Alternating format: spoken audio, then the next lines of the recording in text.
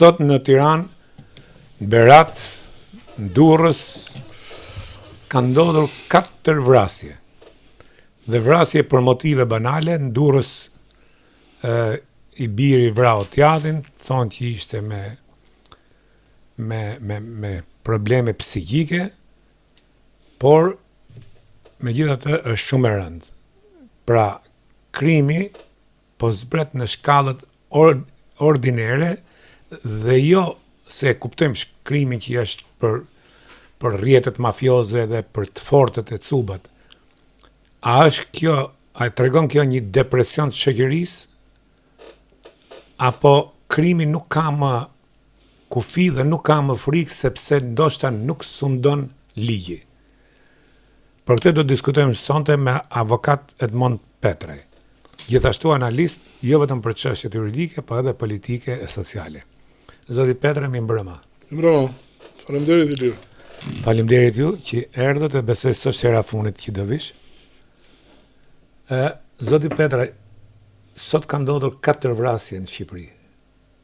Një, siç thash, i biri vrau tjatin, tjetra në një restorant në Tiranë, guzhinjeri vret kamarierin për një sherr banal. Përse ndodh kjo? Shikon, kush janë shkaqet? Jo vetëm si njeri i ligjit, por edhe si njeri që merresh me probleme sociale. Shikon, problemi është ky. E para njërë që unë duhet të bëjmë pak bisedën, bashkëbisedimin të bëjmë pak sportiv. Patjetër. Ta përzim pak edhe me sportivitetin tonë. Ashtu siç jemi.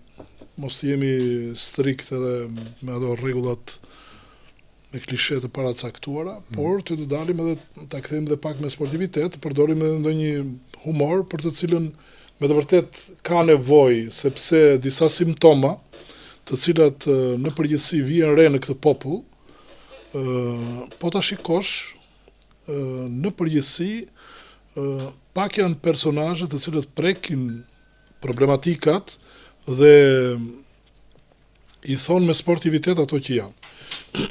Një nga Falë, po në këtë rast, unë nuk mendoj që duhet ka me sportivitet. Jo, s'ka lidhje me këtë. Ideja është kjo, nuk ka lidhje kjo, është tjetër sens. Që bashkëbisedimi tjetë në një formë tillë, sepse kjo marrëdhënie sociale, nuk po flasim tani që të mbajmë zi, fillojmë qaj, se këto probleme janë të pritshme. Shqipëria ka bilance lufte, në fundit kriza sociale ka arritur kulmin. Kemi një marrëdhënie njëri personazh që e shikojnë njëri tjetrin si armik dhe shqiptarët nuk jetojnë dot në paqe. E kanë pjesë të klimës së tyre që i bën dëm marrëdhënia e paqes dhe ajo për të cilën ne i shikojmë këto element është që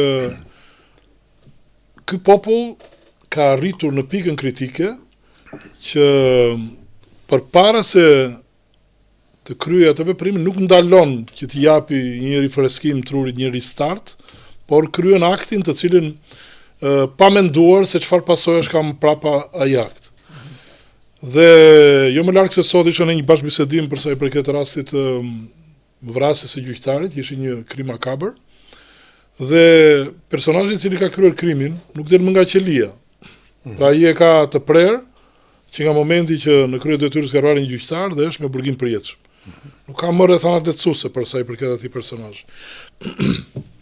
Edhe me pjesën e xhaxhait që kërkonte lirinë për sa i përket masës së sigurisë, një zvendësim që nuk bëj, pa u shqyrtuar çështja në themel e tjera. Më falë se tani këto vrasje të cilat po ndodhin në Shqipëri janë pjesë llogarish, janë pjesë spontane, ka dhe gjëra spontane, që po ta shikosh agresivitetin që ne shfaqim si popull janë të tmerrshme.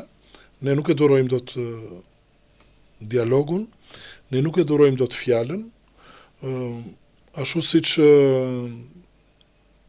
e kemi edhe pak të trashëguar nga problematika e kohës mëparshme, të sistemit të mëparshëm, që ata personazhe të cilët janë rritur në prindër problematik, si pasojë e presionit dhe ngarkesës që ka pasur në atë sistem, është transferuar dhe të fëmijët e tyre të cilët nuk e njohin dialogun. Pra, neve jemi si një popull që nuk e arrim të bëjmë dialog. Nëse neve nuk bëjmë një hap prapa dhe përpara se të kryejmë krimin, të i thrasim mirë mendjes, por ne vazhdojmë sepse na thotë tjetri diçka bën ti mik bjeri bëj kështu sepse kemi dhe shoqërinë shumë të gabuar. Shoqëria jo lavdëron kriminalin. Po ta shikosh. Këtu më kujtove një thënie të Kanicës që thotë në cilin vend të botës kriminali, hajduti, cubi, i forti, I bën pasi lozhe. kryen krime ose vjedh, jo vetëm që nuk e denonson shoqëria, po e mshet thot nga Dhe lavdëron. drejtësia dhe e lavdëron thot dhe i hapin udhë. Shikom, Ky vend është mes të Europës thot për Shqipërinë. dhe ideja është E thot më bukur, po edhe një agresivitet shumë i madh, domethënë ne kemi të trashëguar me i çikte.